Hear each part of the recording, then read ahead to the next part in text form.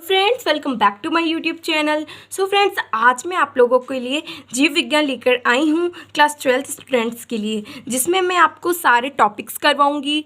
ठीक है, सारे चैप्टर्स करवाऊँगी, जितने भी चैप्टर्स हैं उनके सारे टॉपिक्स करवाऊँगी। फिर उनके question answer, most important question answer करवाऊँगी और आपको हैंड राइटिंग नोट्स दूँगी। ठीक है, तो स्टार्ट करते हैं। सबसे पहले अपन देखते हैं इसका सिलेबस। इसका सिलेबस क्या है? ठीक है, तो अपन देखते हैं इसकी विषय सूची यानी कि सिलेबस। तो आप लोग देख सकते हो ये इकाई 6। जैसे देखो, आपने क्लास 11th में पढ़ा था तो उसमें आपने 5 यूनिट्स बायोलॉजी में पढ़ी थी। ठीक है, और फिर उसके बाद आप क्लास 12th में आते हो तो आपको 5 यूनिट्स और पढ़नी पड़ती हैं। लेकिन आप एक बात और ध्यान रखना कि इसमें ये यूनिट 6 लिखी है तो आप ये मत समझना कि दोनों अलग अलग हैं, सब एक ही होते हैं। मतलब उसमें जो आपने 5 यूनिट पढ़ी थी क्लास 11th में, उसके बाद जब आप क्लास 12th में जंप करते हो तो आपको 6, 7, 8, 9, 10 यानी कि 5 यूनिट और पढ़नी पड़ती हैं। ठीक है, तो ऐसे हो जाती हैं आपकी दोनों यूनिटों को मिलाकर, मतलब दोनों क्लासेस को मिलाकर बायोलॉजी में 10 यूनिट्स बनती हैं।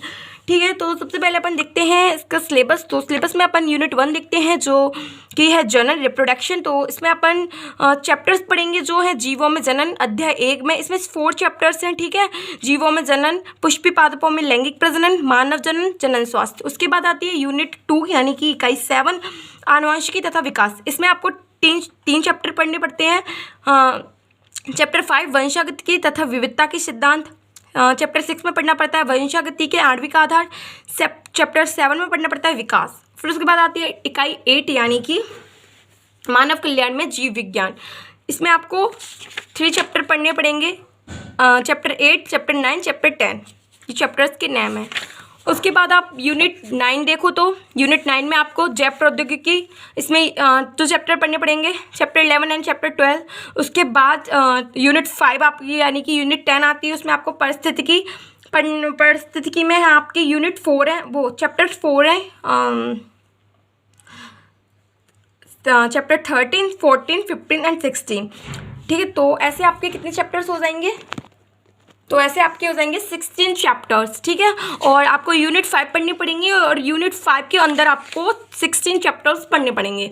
तो आज मैं आपको बताऊंगी यूनिट 1 में जीवों में जनन पढ़ेंगे अपन। ठीक है, आज जीवों में जनन में जितने टॉपिक्स उतने अपन पढ़ेंगे आज। ठीक है, तो ये जीवों में जनन में अपन पढ़ेंगे आज अलैंगिक जनन एवं लैंगिक जनन। अलैंगिक जनन और लैंगिक जनन होता क्या है? ठीक है, तो अलैंगिक जनन, लैंगिक जनन और अलैंगिक जनन अपन पढ़ेंगे। तो अपन सबसे पहले देखते हैं अलैंगिक जनन। अलैंगिक जनन, ठीक है, तो अलैंगिक जनन क्या होते हैं कि इस विधि में एकल जीव संतति उत्पन्न करने की क्षमता रखता है। मतलब जो अलैंगिक जनन होते हैं उसमें एक जीव संतति उत्पन्न करने की क्षमता रखता है। उसमें केवल एक जीव होता है, वो संतति उत्पन्न कर सकता है। ठीक है, उत्पन्न करने की क्षमता रखता है,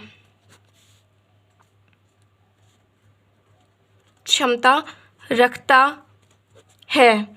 इसमें परिणाम स्वरूप जो संतति उत्पन्न होती है वह केवल एक दूसरे के समरूप ही नहीं बल्कि अपने जनक के एकदम समान होती है। और जो संतति उत्पन्न होती है वह अपने जो जनक है उनके बिल्कुल एक समान होती है। यह क्या है? और इसमें एक और चीज़ आपको याद रखना है, बहुत इंपॉर्टेंट है, आकार के तथा आनुवंशिक रूप में एक समान जीवों के लिए क्लोन शब्द की रचना। अगर जो जीव है वो अपने जनक के बिल्कुल हूबहू दिखता है, बिल्कुल एक समान है, आकार की है, आनुवंशिकता में सब चीज़ में एक समान है, तो उसको अपन क्लोन भी कहते हैं। तो क्लोन पे अपन हाईलाइट कर लो क्योंकि ये आपका बहुत बार परीक्षा में पूछा जाता है। ठीक है, तो आप क्लोन वाला टॉपिक भी अच्छे से कर लो। और आप एक और चीज़ देख सकते हो, उसके जो उदाहरण हैं अलैंगिक जनन में, उसमें उदाहरण आते हैं अमीबा।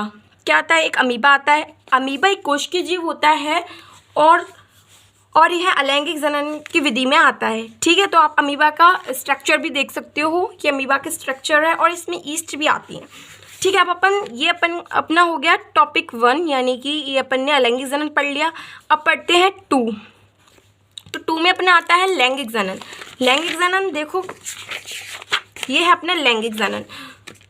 ठीक है, तो लैंगिक जनन में क्या होता है? लैंगिक जनन में होता है, इसमें दो जनक होते हैं, यानी कि एक नर युग्मक, यानी कि एक नर और मादा। जब नर का युग्मक और मादा का युग्मक आपस में संलयन होता है तो एक द्विगुणित संरचना जायगोट का निर्माण होता है। इस द्विगुणित संरचना जब जायगोट का निर्माण होता है तो उससे ही एक शिशु का निर्माण, यानी कि एक नए जीव का निर्माण होता है। तो आप लोग इसको देख सकते हो, इसमें दो जीव होते हैं, इसमें एक जीव होता है और इसमें दो जीव होते हैं। दो जीव संतति उत्पन्न करते हैं, ठीक है। और जिसमें होता है नर युग्मक और मादा युग्मक आते हैं, मतलब नर और मादा से ही नर युग्मक और मादा युग्मक का निर्माण होता है। युग्मक और नर युग्मक क्या है, तो नर युग्मक है अपना शुक्राणु, ये जो शब्द है शुक्राणु अंडाणु आपको अच्छे से लर्न कर लेना है। और मादा युग्मक है अंडाणु। ये आपके बहुत बार क्वेश्चन पूछे जाते हैं कि नर युग्मक क्या है, मादा युग्मक क्या है। तो जब ये संलयन होते हैं, ठीक है, जब ये मिलते हैं आपस में तो निषेचन की क्रिया होती है। जब ये आपस में मिलते हैं तो एक द्विगुणित संरचना का निर्माण होता है। एक द्विगुणित संरचना का निर्माण होता है जिसे अपन क्या कहते हैं, जायगोट कहते हैं। तो फिर जायगोट से ही क्या होता है, नए जीव का निर्माण होता है, नए जीव का निर्माण होता है, ठीक है। उसके बाद आपके और टॉपिक्स आते हैं। एंड अब जो आपके हैंड राइटिंग नोट्स हैं चैप्टर 1 के, तो मैं आपको PDF फाइल डिस्क्रिप्शन में डाल दूंगी, आप लोग इधर से डाउनलोड कर सकते हो, या फिर मैं इसके लिए एक वीडियो बनाऊंगी। आप लोग मुझे कमेंट करो अगर आपको इसके question answer hand writing notes चाहिए तो।